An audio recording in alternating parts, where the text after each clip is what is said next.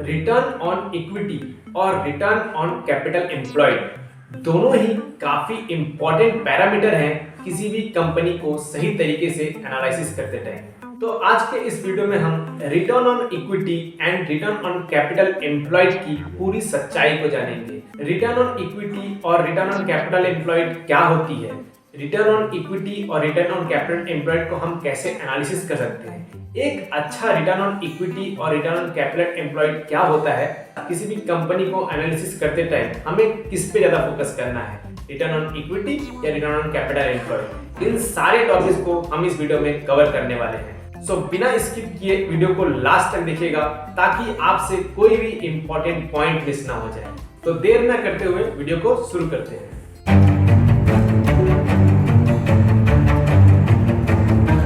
सबसे पहले हम रिटर्न ऑन इक्विटी और रिटर्न ऑन कैपिटल एम्प्लॉयड को समझ लेते हैं। किसी भी बिजनेस में दो तरीके से कैपिटल लगाए जाते हैं। फर्स्ट है अपना पैसा लगाकर, दूसरा है बैंक से या किसी रिश्तेदार से पैसे बोरो करके। जब भी आप किसी बिजनेस में अपना पैसा लगाते हैं तो आपको उस कंपनी की इक्विटी या स्टेक मिलती है, आप उस कंपनी के हिस्सेदार हो जाते हैं।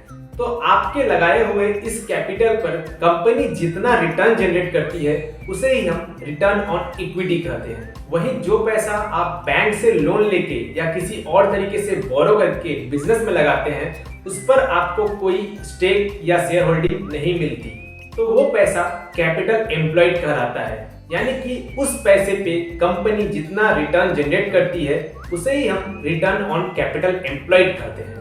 Return on equity and return on capital employed, इसे हम जरा एक एग्जांपल से समझ लेते हैं। एग्जांपल के लिए हम मान लेते हैं एक कंपनी है एबीसी लिमिटेड। इस कंपनी में आपने अपना 100 रुपए एज कैपिटल लगाया, वहीं बैंक से लोन लेके 200 रुपए और कैपिटल लगाए, तो यहाँ आपके द्वारा लगाया हुआ 100 रुपए इक्विटी कहलाएगा। वहीं आपका टोटल कैपिटल एम्प्लॉयड 100 रुपए प्लस 200 रुपए इक्वल टू 300 रुपए का है। अब मान लेते हैं कंपनी ने आपके द्वारा लगाए गए 100 रुपए पे 50 रुपए और कमाए। इट मीन्स आपके द्वारा इन्वेस्ट किया हुआ पैसा पे कंपनी ने 50% का रिटर्न जनरेट किया, तो यहाँ पर ROE 50% का आ गया। वहीं कंपनी ने अपने टोटल कैपिटल एम्प्लॉयड जो कि 300 रुपए का था उस पे 300 रुपए और कमाए। इट मीन्स कंपनी ने अपने टोटल कैपिटल एम्प्लॉयड पे 100% का रिटर्न जनरेट किया, तो यहाँ पर ROCE 100% का आ गया। अब आपके मन में एक सवाल आया होगा कि यहाँ पर रिटर्न ऑन इक्विटी 50% का आया जबकि रिटर्न ऑन कैपिटल एम्प्लॉयड 100% का आया, तो हमें किसी भी कंपनी को एनालिसिस करते टाइम रिटर्न ऑन इक्विटी और रिटर्न ऑन कैपिटल एम्प्लॉयड में से किसको ज्यादा वैल्यू देनी चाहिए। तो मैं आपको बता दूं, अगर आप एक ऐसी कंपनी का एनालिसिस कर रहे हैं जिसके ऊपर 1 रुपए का भी डेब्ट नहीं है, जो पूरी तरह से डेब्ट फ्री कंपनी है, तो आपको रिटर्न ऑन इक्विटी को देखना चाहिए, ना कि रिटर्न ऑन कैपिटल एम्प्लॉयड को। वहीं अगर आप किसी ऐसे कंपनी को एनालिसिस कर रहे हैं जिसके ऊपर डेब्ट है, तो आपको रिटर्न ऑन कैपिटल एम्प्लॉयड को देखना चाहिए, ना कि रिटर्न ऑन इक्विटी को। अब आप कहेंगे कि जिस भी कंपनी के ऊपर डेब्ट नहीं है उस कंपनी का रिटर्न ऑन इक्विटी और रिटर्न ऑन कैपिटल एम्प्लॉयड तो सेम आना चाहिए। पर जब भी हम किसी डेट फ्री कंपनी का रिटर्न ऑन इक्विटी और return on capital employed check करते हैं तो हमें वो सेम नजर नहीं आते। इसकी क्या वजह है? तो इसके लिए सबसे पहले आपको रिटर्न ऑन इक्विटी और रिटर्न ऑन कैपिटल एम्प्लॉयड के कैलकुलेशन को समझना पड़ेगा। जैसे कि आप यहाँ TCS कंपनी के केस में देख सकते हैं, TCS कंपनी के ऊपर 1 रुपए का भी कर्जा नहीं है। TCS कंपनी पूरी तरह से जीरो डेब्ट कंपनी है। तब भी इस कंपनी का ROE अगर आप चेक करेंगे तो आपको यहाँ पर कंपनी का ROE 42.02% देखने को मिलेगा, जबकि कंपनी का ROCE 56.24% का है। तो ये डिफरेंस क्यों है? अगर कंपनी के ऊपर कर्जा नहीं है तो ROE और ROCE तो बराबर आना चाहिए। जी हाँ दोस्तों, आप बिल्कुल सही बोल रहे हैं, लेकिन ROE और ROCE का कैलकुलेशन ही कुछ ऐसा है जिसकी वजह से यहाँ पर जीरो डेब्ट होते हुए भी कंपनी का ROE और ROCE बराबर नहीं आता। चलिए इसे मैं आपको एक एग्जांपल से समझाता हूँ।